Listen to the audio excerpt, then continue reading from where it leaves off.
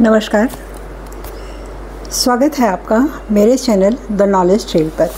मैं शकुंतला मिश्रा आज आप सबके लिए एक नया सब्जेक्ट लेके आई हूँ जो शायद हम सबके जीवन में आता ही है और आया भी है। वो उसे कहते हैं प्रारब्ध। आइए जानते हैं प्रारब्ध हमारे सनातन धर्म के अनुसार क्या है।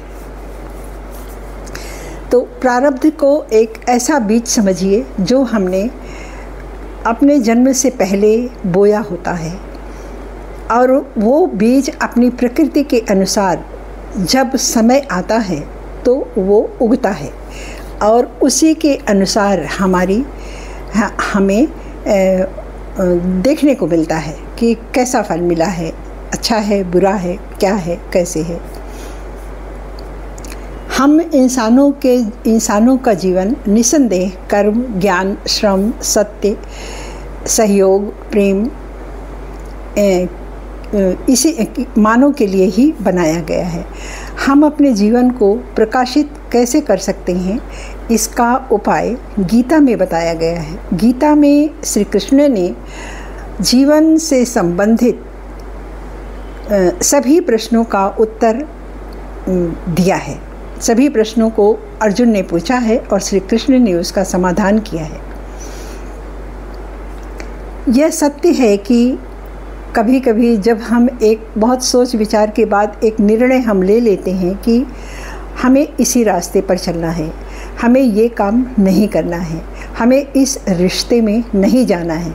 बहुत हमने सोचा विचारा, एक बार ठोकर खाए, धोखा खाए, जो भी हुआ, सोच विचार के बाद हमने निर्णय लिया कि अब हमें ये नहीं करना है। लेकिन फिर क्या ऐसा हो जाता है कि हम फिर वही काम कर लेते हैं और फिर बाद में सोचते हैं कि अरे हमने तो सोचा था कि हम इस काम को नहीं करेंगे, फिर कैसे हो गया। ये मैं अपने जीवन की सच्चाई बता रही हूँ। मेरे जीवन में बहुत कुछ अच्छा हुआ, बस एक या दो चीज़ें ऐसी हुई जिनको हम बहुत चाहकर भी बदल नहीं पाए। तो अब मेरी समझ में आया कि इसे ही प्रारब्ध कहा जाता है। और प्रारब्ध क्या करता है, आप कितना भी निर्णय कर लें, कितनी भी बुद्धि से सोच लें, विचार लें, लेकिन जब समय आएगा तो आप उसी रास्ते पर जाएंगे जहाँ नियति ने तय किया होता है। आपको अपने आदर्श, अपने सिद्धांत, अपने नियम कुछ याद नहीं रहेंगे और आप एक कठपुतली की तरह आप उसी राह पर आप चले जाएंगे और फिर बाद में सोचेंगे कि अरे ये तो गलत हो गया, और प्रश्न भी उठेंगे कि कैसे हो गया। आप जवाब नहीं दे पाएंगे। तो इसे कहते हैं नियति। हमें भी अफसोस होगा कि हाँ, क्यों हो गया, कैसे हो गया, कैसे कर दिया। तो इसी को कहते हैं प्रारब्ध। प्रारब्ध जो होता है या नियति जो होती है, वो आपसे वो काम करवा के रहेगी जो उसके विधान में लिखा है। देखने वालों को लगता है कि हाँ, ये गलत किया है इस आदमी ने, अमुक आदमी ने, किसी के भी साथ हो सकता है, मगर वो उसके बस में नहीं होता और बुद्धि काम ही नहीं करती। तार्किक बुद्धि सो जाती है और वो अपने किए हुए पिछले वादों को भूल जाती है कि हमने क्या सोचा था और क्या ये हो गया। तो हम ना करते हुए भी उस काम को कर लेते हैं जो नहीं चाहते, कर जाते हैं। तो ये नियति होती है जो हमें उसी दिशा में ले जाती है। देवी भागवत आप बहुत लोग पढ़ते होंगे, हमारे जितने मित्र हैं, सब्सक्राइबर हैं, युवा हैं, स्त्रियां हैं घर की, सब लोग आजकल तो पढ़ते होंगे। नवरात्र का समय है, उसमें एक वैश्य की और एक राजा की कथा आती है कि इतने प्रभावशाली, इतने धन संपत्तिवान होकर भी दोनों के साथ क्या होता है, एक मुट्ठी भर भीलों से हार जाता है और वो वैश्य अपने ही घर से निकाल दिया जाता है। दोनों दुखी होकर देवी की शरण में जाते हैं। तो इस तरह से हमें भी जब ऐसा कोई क्षण आए कि न चाहते हुए भी वो काम हो जाए और हम दुख में हों, पीड़ा में हों, तो हमें समर्पण कर देना चाहिए कि अब जो भी करो और जो भी करेगा वो अदृश्य शक्ति ही हमसे करवाई है और वही इसका निवारण भी हमें देगी।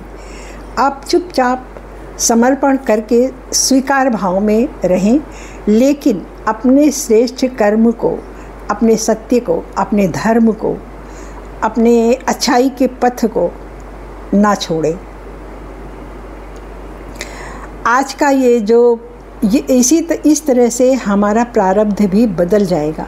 हमने बड़ी बड़ी कथाएं सुनी हैं। महर्षि मार्कंडेय ऋषि जिन्होंने 15-20 ग्रंथ लिख डाले, उनको किसी ने, उनके प्रारब्ध में यही था कि 15 वर्ष से आगे का उनका जीवन नहीं रहेगा।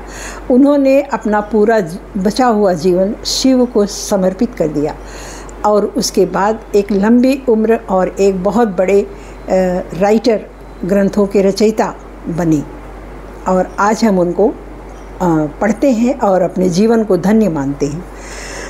तो वही परम सत्ता संघर्ष को, दुख को, आंसू को, कठिनाइयों को, पत्थर को फूलों में बदलकर हमें दे देगी यदि हम अपने मार्ग पर, अच्छाई के मार्ग पर, सत्य के मार्ग पर चलते रहे। तो अपनी पीड़ा को आभार बना लीजिए, आभार दीजिए, उसको ग्रेटिट्यूड करिए कि हाँ अच्छा हुआ आपने ये जो दिया, और जो कुछ आपके पास अच्छा है उसके लिए भी आप उसका आभार दीजिए।